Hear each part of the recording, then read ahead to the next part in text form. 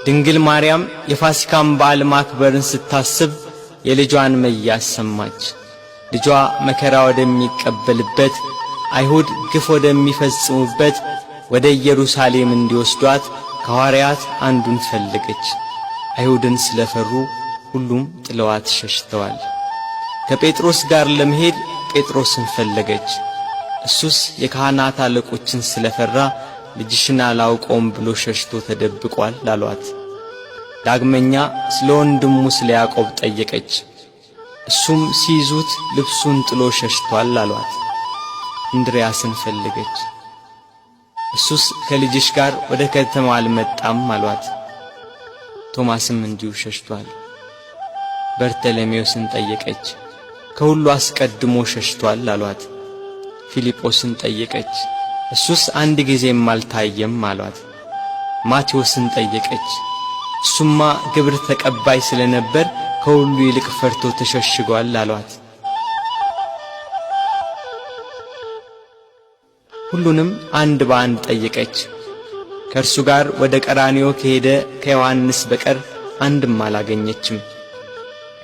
እያለቀሰችና እያነባች ወደ ቀራንዮ ገሰገሰች።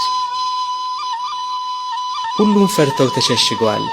አንድስ እንኳን አብሮት የሚሆነው መከራውን የሚጋራው ባለመኖሩ እኒያ ጸሐፍትና የካህናት አለቆች ይግባኝ ብሎ የሚጠይቃቸው፣ ተዉ ብሎ የሚከለክላቸው፣ በቃችሁ ብሎ የሚያግዳቸው ባለመኖሩ በመድኃኔ ዓለም ላይ መከራና ስቃይ ያበዙበት።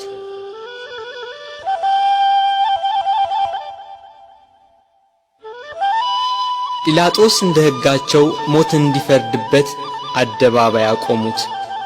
ሊቃነ መላእክት በመፍራትና በመንቀጥቀጥ ከፊቱ የሚቆሙለት እርሱን በአደባባይ አቆሙት።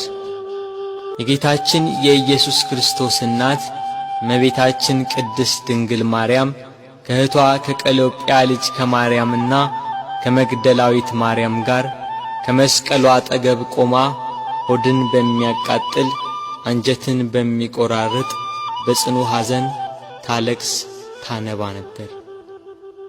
በድንግልና ስለ ጸነሰችው ስለ ተወደደ ልጇ ድንግል ማርያም ለምን አታለቅስ? 9 ወር ከ5 ቀን በማኅፀኗ ስለ ወሰነችው ልጇ ድንግል ማርያም ለምን አታለቅስ? የድንግልና ጡት ወተት ስላጠባችው ልጇ ድንግል ማርያም ለምን አታለቅስ? በስደት ከሀገር ሀገር ተጉዛ በግብጽ በረሃ ስለ ተንከራተተችበት ልጇ ድንግል ማርያም ለምን አታለቅስ? ራሔል ስለ ልጆቿ የምታለቅስ ከሆነች ድንግል ማርያም ለልጇ ለምን አታለቅስ? ራሔል ከአንድ ቦታ ወደ አንዷ ይዛቸው ላልተሰደደችው ልጆቿ የምታለቅስ ከሆነ ድንግል ማርያም በስደትና በስቃይ ወደ በረሃ ለተሰደደችው ልጇ ለምን አታለቅስ? መቃብራቸውን ላላየችው ልጆቿ ራሔል የምታለቅስ ከሆነች ድንግል ማርያም የታተመ የልጇን መቃብር እያየች ለምን አታለቅስ? የ12ቱ ነገድ አባት ሽማግሌው ያዕቆብ ስለ ልጁ ስለ ዮሴፍ ያለቀሰው ለቅሶ ዛሬ አዲስ ሆኖ ተገኘ።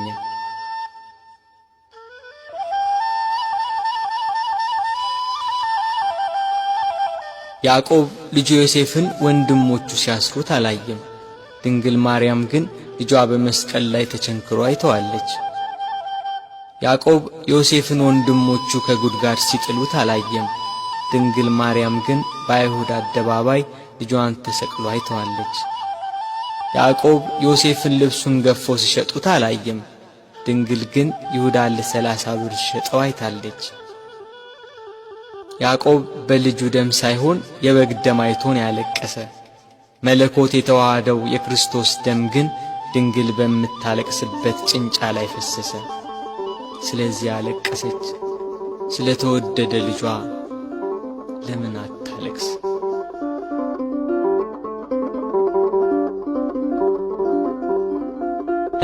ሰባቱ የመላእክት አለቆች መጥተው አረጋጓት፣ አጽናኗት። እርሷ ግን በመስቀል ላይ ሆኖ የሚሰቃይ ልጇን እያየች ልቅሶ መተውን መጽናናትን እምቢ አለች። አባቷ ዳዊት እሳት በሆነ ፈረስ ተቀምጦ መጥቶ አጽናናት። እርሷ ግን ልቅሶ መተውን አልቻለችም።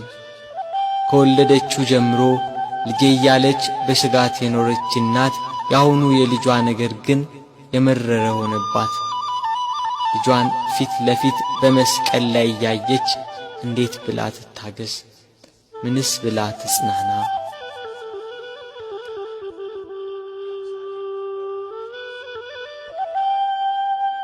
አለመጽናናቷን ያየ ልጇ ወዳጇ እነኋት እናቴን ብሎ የወደው ለነበረው ደቀ መዝሙር ለዮሐንስ አስረከባት።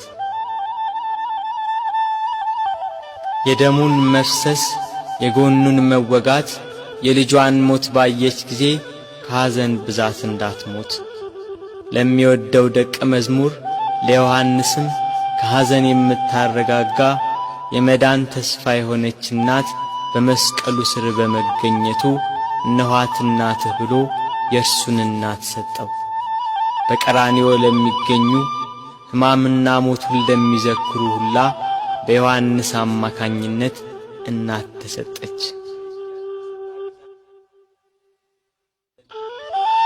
ቤት ከገባችም በኋላ መጽናናትና ልቅሶ መተውን አልቻለችም።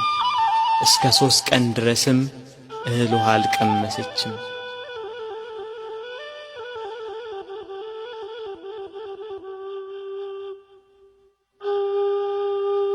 ፀሐይ አናት ላይ ስትደርስ ብርሃኗን ከለከለች።